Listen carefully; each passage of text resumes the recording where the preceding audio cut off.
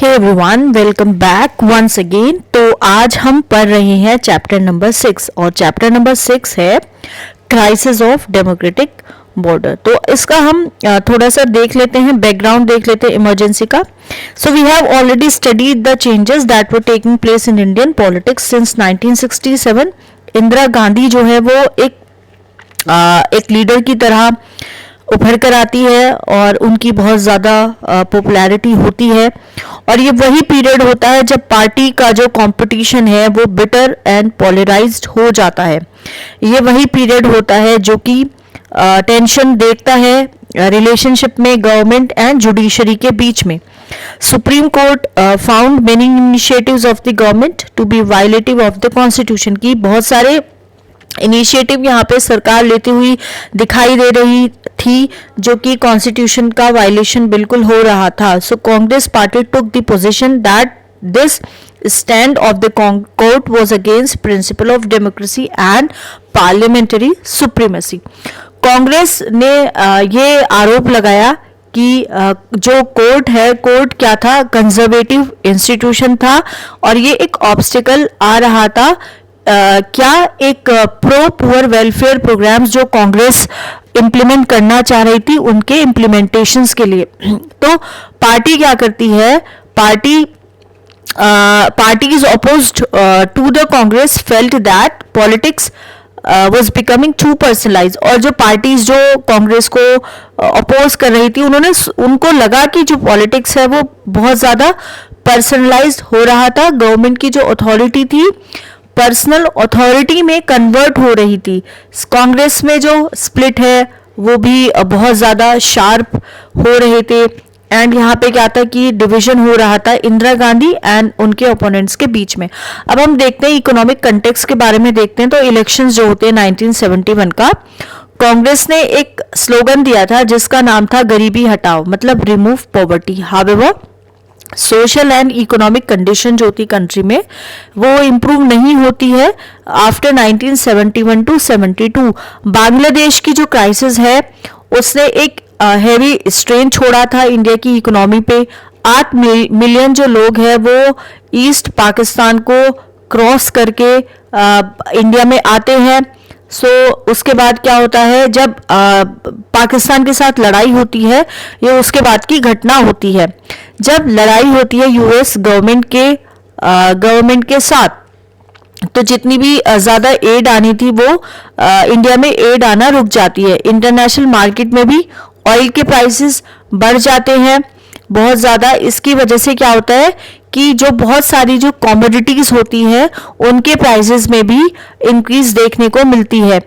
Prices जो है वो 23% तक इंक्रीज हो जाते हैं 1973 में एंड 33% 1974 में। इस तरह का जो हाई इन्फ्लेशन जो हो रहा है इसकी वजह से बहुत ज़्यादा हार्डशिप हो जाती है लोगों की लाइफ में।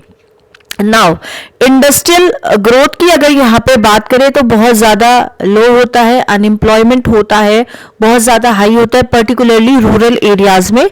तो एक्सपेंडिचर को कम करने के लिए गवर्नमेंट क्या करती है, जो एम्प्लॉयज होते हैं उनकी सैलरीज को कम कर देती है। इससे भाई बहुत ज़्यादा डिससेटिस्फेक्शन होता है गवर्नमेंट के एम्प्लॉयज के बीच में। फिर क्या होता है कि 1972-73 में मानसून फेल हो जाता है। इससे जो एग्रीकल्चरल प्रोडक्टिविटी है वो कम हो जाती है, बहुत शार्प डिक्लाइन यहाँ पे देखने को मिली। फूड ग्रेन का जो आउटपुट है वो भी डिक्लाइन हो जाता है 8% तक। So there was a general atmosphere of dissatisfaction with the prevailing economic situation all over the country. इस तरह का जो कंटेक्स्ट होता है वहाँ पे नॉन कांग्रेस ऑपोजिशन पार्टीज क्या करती हैं, ऑर्गेनाइज करती है प्रोटेस्ट को इफेक्टिवली। जैसे कि स्टूडेंट्स का जो अनरेस्ट था जो परसिस्ट हो रहा था लेट 1960 से प्रोनाउंस हो जाता है इस पीरियड में। सो यहाँ पे जो मार्क्सिस्ट ग्रुप की जो एक्टिविटीज़ है वो भी देखने को मिलेंगी। तो जो कि ये मार्क्सिस्ट ग्रुप वो था जिसको पार्लियामेंट्री पॉलिटिक्स में कोई बिलीफ ही नहीं था। So these groups had taken to arms and insurgent techniques for the overthrow of the capitalist order and the established political system. known as the Marxist Leninist groups or Naxalites. They were particularly strong in West Bengal, जहाँ पे state government stringent measures ले रही थी उनको suppress करने के लिए. अब बात करते हैं गुजरात एंड बिहार के मूवमेंट की. सो स्टूडेंट का जो प्रोटेस्ट होता है गुजरात में, बिहार में, both of which were Congress ruled state, had far reaching impact on the politics of the two states and national politics. जनवरी 1974 में क्या होता है कि जो स्टूडेंट्स होते हैं गुजरात में एक एजिटेशन शुरू करते हैं राइसिंग प्राइसेस के अगेंस्ट, जो कि फूड ग्रेन्स के जो प्राइसेस है, कुकिंग ऑयल के, और जो एसेंशियल कमोडिटीज थी, एंड वहाँ पे करप्शन भी बढ़ रहा था. तो क्या होता है, स्टूडेंट का जो प्रोटेस्ट है it was joined by major opposition parties and became wide spread, जिससे कि प्रेसिडेंट का रूल का इम्पोजिशन होता है स्टेट में. ऑपोजिशन पार्टीज डिमांड करती है कि भाई फ्रेश इलेक्शन हो स्टेट लेजिस्लेचर्स पे. मोरारजी देसाई की बात करें जो कि कांग्रेस के एक प्रोमिनेंट लीडर होते हैं, मेन राइवल होते हैं इंदिरा गांधी के, when he was in the Congress, announce करते हैं कि एक इंडेफिनेट फास्ट पे जाएंगे अगर फ्रेश इलेक्शंस नहीं होते स्टेट में. सो ये जो इंटेंस प्रेशर होता है स्टूडेंट से, जिसको ऑपोजिशन की जो पॉलिटिकल पार्टीज है वो सपोर्ट करती है. असेंबली इलेक्शंस को दोबारा से कंडक्ट कराया जाता है गुजरात में जून 1975 में. कांग्रेस यहाँ पे डिफीट हो जाती है, हार जाती है. मार्च 1974 को क्या होता है, स्टूडेंट्स एक साथ आते हैं बिहार में, प्रोटेस्ट करते हैं कि भाई जो प्राइसेस है एक तो वो बढ़ रही हैं, फूड की स्कैरसिटी हो रही है, अनएम्प्लॉयमेंट हो रहा है, करप्शन हो रहा है. तो after a point they invited Jayaprakash Narayan who had given up active politics, और ये सोशल वर्क कर रहे थे. सो बेसिकली सोशल वर्कर थे कि आप आइए और आप जो स्टूडेंट का मूवमेंट है उसको लीड करिए.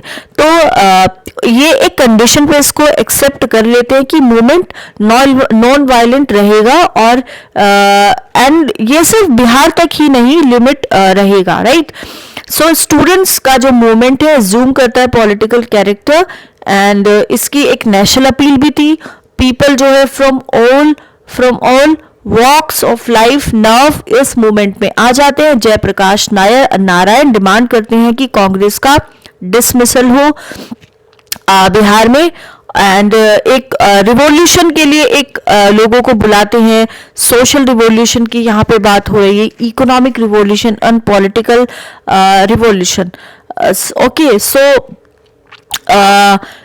बहुत सारे बंद होते हैं, घेराव होता है, स्ट्राइक्स होती है, उसके बाद जो है ऑर्गेनाइज होती है ये प्रोटेस्ट में against the Bihar government however resign करने के लिए बिल्कुल रिफ्यूज कर देती है. सो मूवमेंट जो था it was beginning to influence national politics, कि भाई जो नेशनल पॉलिटिक्स है उसको इन्फ्लुएंस करने जा रहा है. जयप्रकाश नारायण चाहते थे कि बिहार का जो मूवमेंट है वो दूसरे पार्ट्स में भी जाए, दूसरे देश में भी जाए, दूसरे पार्ट्स में भी जाए देश के, क्योंकि कहीं ना कहीं जो मुद्दे थे वो तो लगभग पूरे देश में सेम ही थे. सो जयप्रकाश नारायण के अलावा जो एम्प्लॉयज होते हैं रेलवे के, ये भी एक स्ट्राइक देते हैं पूरे देश में, एंड इससे क्या होता है कि जो इससे एक डर बैठ जाता है सरकार के मन में, और इससे ये लगता है कि ये जो मूवमेंट है ये कहीं ना कहीं अपने जो कंट्री है उसको पैरालाइज नहीं ना कर दे. 1975 में क्या होता है, Jayaprakash Narayan JP led a people's march to the parliament. So this was one of the largest political rallies ever held in the capital. अब यहाँ पे जो नॉन कांग्रेस के जो अपोजिशन पार्टीज है आ जाती है सपोर्ट करने के लिए, जैसे भाई भारतीय जनसंघ है, कांग्रेस है, द कांग्रेस है, भारतीय लोकदल है, एंड सोशलिस्ट पार्टीज है, और इसके अलावा और भी पार्टीज. तो यहाँ पे अगर हम बात करें लोकनायक जयप्रकाश नारायण की, 1902 से 1979 से मार्क्सिस्ट होते हैं यूथ में. जनरल सेक्रेटरी जो है कांग्रेस के उसके फाउंडर होते हैं. फाउंडर जनरल सेक्रेटरी होते हैं कांग्रेस सोशलिस्ट पार्टी के। एंड सोशलिस्ट पार्टी 1942 का जो मूवमेंट होता है क्विट इंडिया मूवमेंट, उसके एक हीरो होते हैं। नेहरू की कैबिनेट को नहीं ज्वाइन करते, डिक्लाइन कर देते हैं। 1955 के बाद ये बहुत एक्टिव होते हैं पॉलिटिक्स में, गांधीयन बन जाते हैं। एंड जो भूदन मूवमेंट है उसमें इनका इन्वॉल्वमेंट होता है। negotiations with the Naga rebels, peace initiative in Kashmir, ensure the surrender of the dacoits in Chambal, leader होते हैं बिहार मूवमेंट के, सिंबल बन जाते हैं पोजीशन के to emergency, and was the main moving force behind the formation of Janata party. So parties क्या करती हैं, were projecting Jayaprakash Narayan as an alternative to Indira Gandhi. However बहुत सारे क्रिटिसिज्म भी होते हैं उनके आइडियाज को लेके, and about the politics of mass agitations that he was employing. So both the Gujarat and Bihar, दोनों अगर हम बात करें गुजरात की बिहार की, agitations were seen as anti-Congress rather than opposing the state government. They were seen as protest against the leadership of Indira Gandhi. तो इंदिरा गांधी के यहाँ पे अगेंस्ट लोग आ गए हैं। She believe that movement was motivated by personal opposition to her. अब यहाँ पे ये इंदिरा गांधी को ये लगता था कि कुछ पर्सनल ऑपोजिशन है, इसी वजह से उनके अगेंस्ट जो है इतना मूवमेंट हो रही है। एक बात करते हैं, रेलवे स्ट्राइक होती है 1974 की। तो क्या होगा जब रेलवे अगर एकदम बंद कर दे चलना, सो एक दिन के लिए नहीं, 2 दिन के लिए नहीं, बल्कि पूरे एक हफ्ते के। ऑफकोर्स बहुत सारे जो लोग हैं उनके लिए बहुत इनकन्वीनियंस हो जाएगा, बट उससे ज़्यादा जो इकोनॉमी है कंट्री की वो उससे बहुत ज़्यादा सफ़र करेंगी, बिकॉज गुड्स की अगर हम बात करें तो वो भी ट्रांसपोर्ट होते हैं एक पार्ट से देश के दूसरे पार्ट्स में। क्या आपको पता है कि इस तरह की जो चीज़ है वो हो चुकी है 1974 में। National coordination committee for railway men's struggle led by George Fernandez एक लोगों को बुलाते हैं कि नेशन वाइड स्ट्राइक होनी चाहिए। जितने भी एम्प्लॉयज़ हैं रेलवेज़ के उनको बोलते हैं कि आप अपनी जो डिमांड्स है वो रखिए, जैसे कि बोनस उनको चाहिए था, या उनकी जो भी कंडीशंस है, जो भी डिमांड है। अब जो गवर्नमेंट है वो इनकी जो डिमांड्स होती हैं उसको अपोज करती है। तो जो एम्प्लॉयज होते हैं इंडिया के लार्जेस्ट पब्लिक सेक्टर अंडरटेकिंग के, भाई वो एक स्ट्राइक पे चले जाते हैं 1974 में। स्ट्राइक होती है, रेलवे के जो एम्प्लॉयज है स्ट्राइक करते हैं। Added to the atmosphere of labour unrest, it also raised issues जैसे कि rights of the workers and whether employees of essential services should adopt measures like strikes. Government declare करती है strike को कि ये स्ट्राइक इलीगल है। जैसे ही government refuse करती है डिमांड्स को कंसीड करना, जो भी स्ट्राइकिंग वर्कर्स है, arrested many of the leaders and deployed the territorial army to protect railway tracks. So strike had to be called after 20 days without any settlement. Conflicts भी होती है यहाँ पे जुडिशरी के साथ। ये वो पीरियड होता है जहाँ पे गवर्नमेंट और रूलिंग पार्टी के बहुत सारे डिफरेंसेस होते हैं जुडिशरी के साथ। क्या आपको पता है कि जो हमने डिस्कशन देखा था long drawn conflicts between the parliament and the judiciary, आपने इसको क्लास 11th में पढ़ा होगा। 3 कॉन्स्टिट्यूशनल इशू यहाँ पे इमर्ज होते हैं। Can the parliament abridge fundamental rights? क्या पार्लियामेंट के पास इतनी पावर है कि जो भी फंडामेंटल राइट्स है उनको एब्रिज कर सकती हैं? सुप्रीम कोर्ट ने कहा कि नहीं, पार्लियामेंट के पास इतनी पावर नहीं है कि फंडामेंटल राइट्स को वो एब्रिज कर सके। सेकेंडली, क्या पार्लियामेंट कर्टेल कर सकती है right to property by making an amendment? Again court ने कहा कि पार्लियामेंट अमेंड नहीं कर सकती कॉन्स्टिट्यूशन को इन सच अ मैनर कि जो राइट्स है वो यहाँ पे उनकी कर्टेल हो। थर्डली, पार्लियामेंट जब अमेंड करते कॉन्स्टिट्यूशन को कहती है कि ये एब्रिज कर सकती है फंडामेंटल राइट्स को for giving effect to directive principle, but supreme court reject करता है प्रोविजंस को। इससे क्या होता है, क्राइसिस आते हैं, जो रिलेशंस होते हैं गवर्नमेंट एंड जुडिशरी के बीच में वर कंसर्न। आप याद करोगे कि जो क्राइसिस है उसने जो केशव नंदा भारती केस की हमने बहुत फेमस केस है, काफी बार हमने इसके बारे में सुना भी होगा, तो उसने राइट्स को ही कर्टेल किया था। इस केस में क्या हुआ था, कोर्ट एक ऐसा डिसीजन देता है कि कुछ बेसिक फीचर्स होते कॉन्स्टिट्यूशन के और पार्लियामेंट इन फीचर्स को अमेंड नहीं कर सकता। Two developments further added to the tension between the judiciary and the executive. Immediately जब सुप्रीम कोर्ट का डिसीजन आता है 1973 में केशव नंदा भारती केस में, एक वैकेंसी आती है चीफ जस्टिस ऑफ इंडिया की पोस्ट के लिए। So it had been a practice to appoint the senior most judge of the Supreme Court as the chief justice. But 1973 में क्या होता है, गवर्नमेंट क्या करती है, जो सीनियोरिटी होती है 3 जजेस की, उनको साइड में रख के और अपॉइंट करती है एन रॉय को as a chief justice of India. Appointment जो होता है वो पॉलिटिकली कंट्रोवर्शियल बन जाता है, बिकॉज जो 3 जजेस थे who were superseded had given ruling against the stand of the government. Thus constitutional interpretations and जो पॉलिटिकल आइडियोलॉजीज थी were getting mixed up rapidly. जो लोग प्राइम मिनिस्टर के क्लोज थे starting talking of the need for a judiciary and bureaucracy committed to the vision of the executive and the legislature.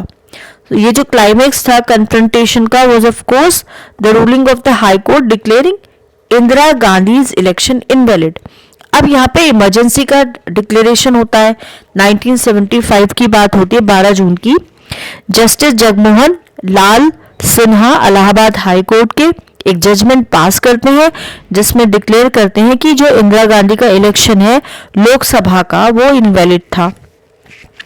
अब ये जो order होता है ये आता है, एक इलेक्शन की पिटीशन फाइल होती है और ये पिटीशन फाइल करते हैं राज नारायण, जो कि एक सोशलिस्ट लीडर होते हैं, एक कैंडिडेट होते हैं जिन्होंने उनके अगेंस्ट कॉन्टेस्ट किया था इलेक्शन को 1971 में। पिटीशन क्या होता है कि जो इलेक्शन होता है इंदिरा गांधी का उसको चैलेंज करता है, और किस आधार पे कि उन्होंने जो गवर्नमेंट के जो गवर्नमेंट सर्वेंट्स जो है उनकी सर्विसेज को यूज किया है इलेक्शन कैंपेन में। तो जो जजमेंट होता है हाई कोर्ट का मीन दैट लीगली ये एक एमपी नहीं है एंड देयरफॉर प्राइम मिनिस्टर नहीं बनेंगी, अब इंदिरा गांधी नहीं रहेंगी। अब ये जो इलेक्शंस होंगे वो दोबारा होने और 6 महीने के माह के अंदर इलेक्शंस को दोबारा कंडक्ट कराने का ऑर्डर दे देता है कोर्ट। ठीक है, जून 24 को क्या होता है, सुप्रीम कोर्ट उनको एक पार्शियल स्टे दे देता है हाई कोर्ट के ऑर्डर पे। जब तक उनकी जो अपील है उसको डिसाइड ना किया जाए कि वो एमपी रहेंगी but could not take part in the proceedings of the Lok Sabha. MP तो रहेंगी बट जो लोकसभा की प्रोसीडिंग्स है उसमें पार्टिसिपेट नहीं रहेंगी। Crisis in response, stage was now set for a big political confrontation. Opposition political parties जो कि जयप्रकाश नारायण की पार्टीज थी led by Jayaprakash Narayan pressed for Indira Gandhi's resignation and organized a massive demonstration in Delhi's Ramlila grounds on 25 जून 1975। अब ये कह रहे हैं कि इंदिरा गांधी को यहाँ पे रिजाइन करना है। जयप्रकाश अनाउंस करते हैं एक नेशन वाइड सत्याग्रह कि भाई इंदिरा गांधी को यहाँ पे रिजाइन देना है। आर्मी से, पुलिस से, गवर्नमेंट एम्प्लॉयज से पूछते हैं कि आप इलीगल इमोरल ऑर्डर्स को मत फॉलो करो। इससे क्या होता है, this to threaten to bring the activities of the government to stand still. Political mood जो होता है कंट्री का अब यहाँ पे कांग्रेस के अगेंस्ट हो जाता है मोर देन एवर बिफोर। तो भाई जो रिस्पॉन्स होता है गवर्नमेंट का वॉज टू डिक्लेयर कि एक स्टेट इमरजेंसी को डिक्लेयर यहाँ पे करा जाए। 25 जून 1975 को क्या होता है, गवर्नमेंट डिक्लेयर करती है कि यहाँ पे कुछ इंटरनल डिस्टर्बेंस हो सकती है और ये आर्टिकल 352 को इस इन्वोक कर सकता है कॉन्स्टिट्यूशन को। सो ये जो आर्टिकल है 352 गवर्नमेंट इसके तहत डिक्लेयर कर सकती है स्टेट इमरजेंसी अगर कोई एक्सटर्नल थ्रेट आ रहा है या फिर कुछ इंटरनल डिस्टरबेंसेस है। तो 352 आर्टिकल इजाजत देता है इमरजेंसी को डिक्लेयर करने के लिए। अब यही हथियार यहाँ पर सरकार यूज करती हुई नजर आएगी। सो गवर्नमेंट डिसाइड करती है दैट एक ग्रेव क्राइसिस यहाँ पे राइज कर चुकी है, जिसकी वजह से ये जो स्टेट इमरजेंसी है वो यहाँ पे नेसेसरी हो जाती है लगानी।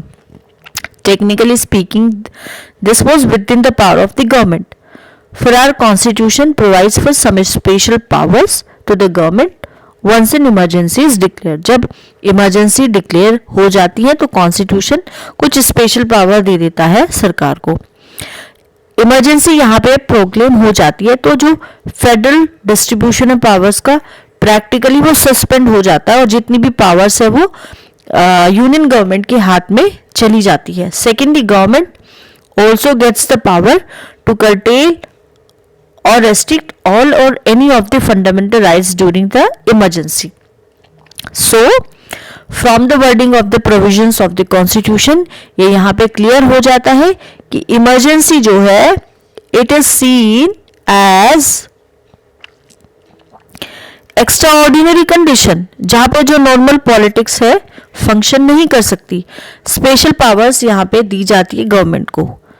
तो 25 जून 1975 की रात प्राइम मिनिस्टर रिकमेंड करती है कि इमरजेंसी का इम्पोजिशन हो और ये कहती हैं किससे, प्रेसिडेंट फखरुद्दीन अली अहमद से। इशू करते हैं प्रोक्लेमेशन इमीडिएटली मिडनाइट के बाद। जो इलेक्ट्रिसिटी होती है to all major newspaper offices उसको भी डिस्कनेक्ट कर दिया जाता है। अर्ली मॉर्निंग में लार्ज नंबर ऑफ लीडर्स और जो वर्कर्स होते हैं अपोजिशन पार्टीज के उनको अरेस्ट किया जाता है। कैबिनेट को भी इन्फॉर्म कर दिया जाता है कि एक स्पेशल मीटिंग होगी सुबह 6 बजे 26 जून को। अब इसके कंसीक्वेंसेस अगर हम देखें क्या होता है। Agitation this brought the agitation to an abrupt stop. Strike जो है वो बैन हो जाती है। बहुत सारे जो ओपोजिशन लीडर्स हैं उनको पकड़ के जेल में रख दिया जाता है। पॉलिटिकल सिचुएशन जो होती है वो बहुत ज़्यादा टेंस यहाँ पे हो जाती है। सो अब सरकार जो है यहाँ पे अपनी स्पेशल पावर्स को यूज करेगी इमरजेंसी प्रोविजंस के अंदर। गवर्नमेंट सस्पेंड करती है प्रेस की फ्रीडम को। Newspaper were asked to get prior approval for all materials to be published। Newspaper में जो भी पब्लिश होगा वो किससे अप्रूवल लेगा, सरकार से। इसको बोलते हैं press censorship.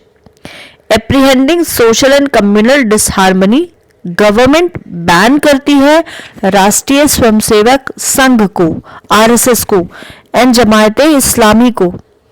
Protest and strikes and public agitations को भी डिसअलाउ किया जाता है। मोस्ट इंपोर्टेंटली अगर हम बात करें under the provisions of emergency बहुत सारी जो फंडामेंटल राइट्स होती हैं सिटीजन्स की उनको भी सस्पेंड कर दिया जाता है, including the right of the citizen to move the court for restoring their fundamental rights.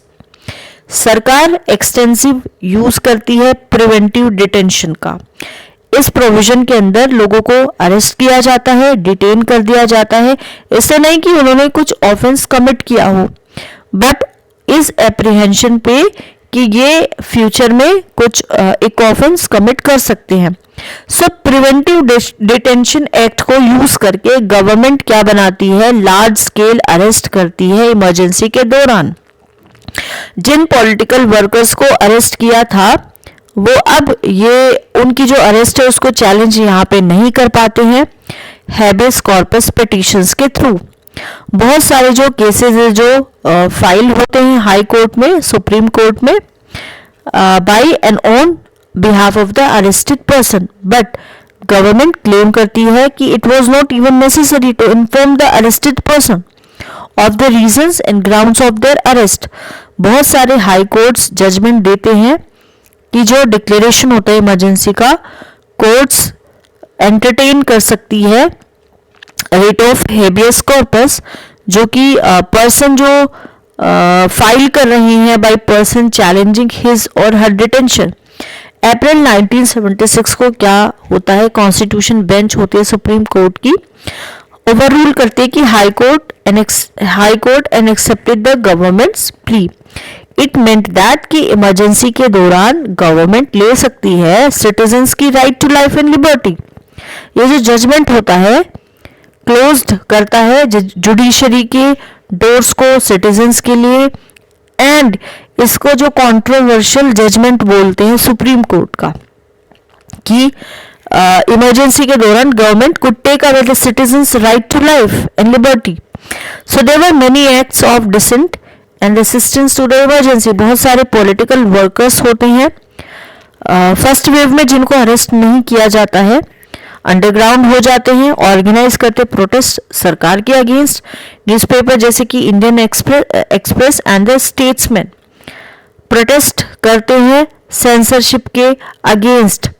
Blank spaces को वहां पे रखा जाता है जहां पे न्यूज आइटम को सेंसर किया गया हो, वहां पे ब्लैंक स्पेसेस करके वो प्रोटेस्ट करते हैं। मैगजीन जैसे कि seminar and Mainstream choose करती हैं क्लोज डाउन होने को rather than submit to censorship.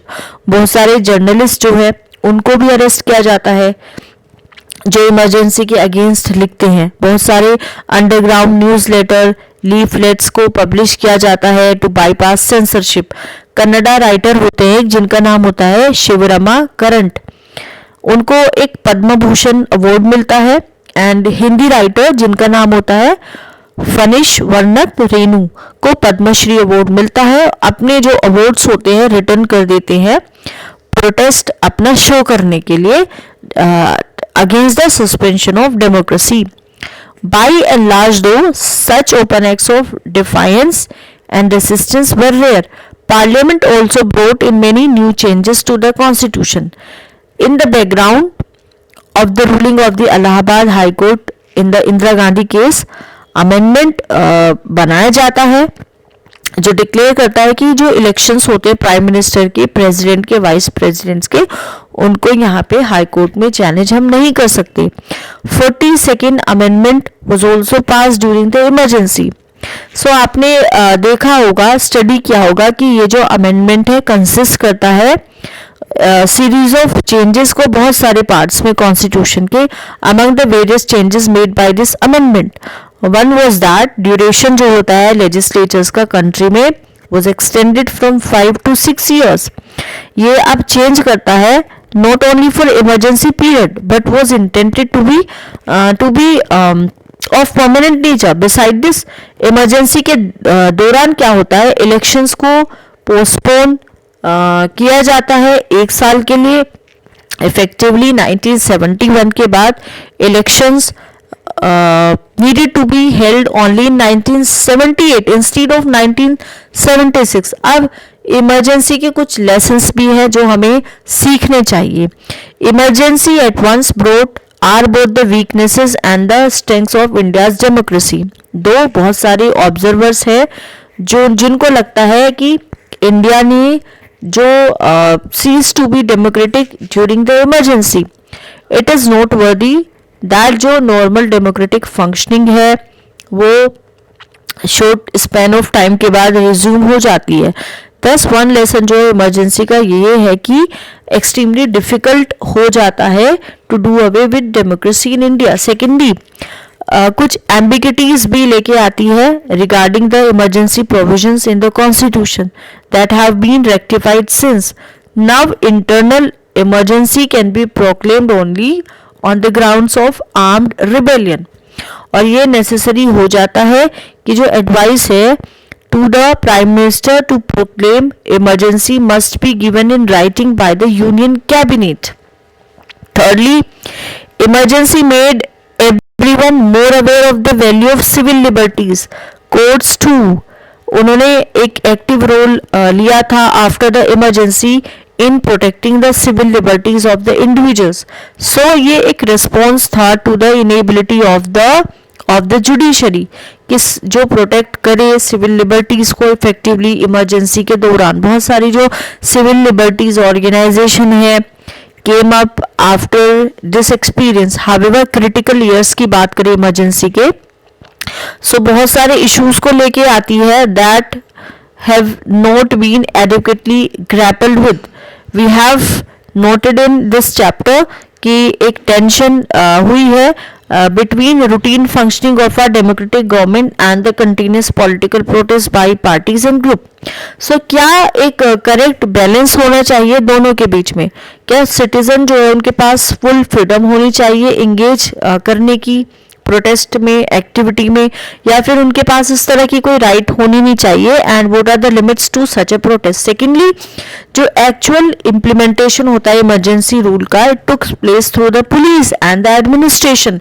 ये जो इंस्टीट्यूशन है ये इंडिपेंडेंटली फंक्शन नहीं कर सकती. So there were turn into political instrument of the ruling party, and according to the Shah Commission report, administration and the police became vulnerable to the political pressures.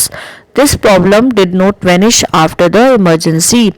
अब हम पढ़ेंगे politics, ये वाला जो topic है पॉलिटिक्स आफ्टर इमरजेंसी, तो ये topic हम पढ़ेंगे अपने लेक्चर नंबर 2 में. अगर आपको जो लेक्चर है पसंद आया हो तो प्लीज़ लाइक करें, शेयर करें. Thank you so much.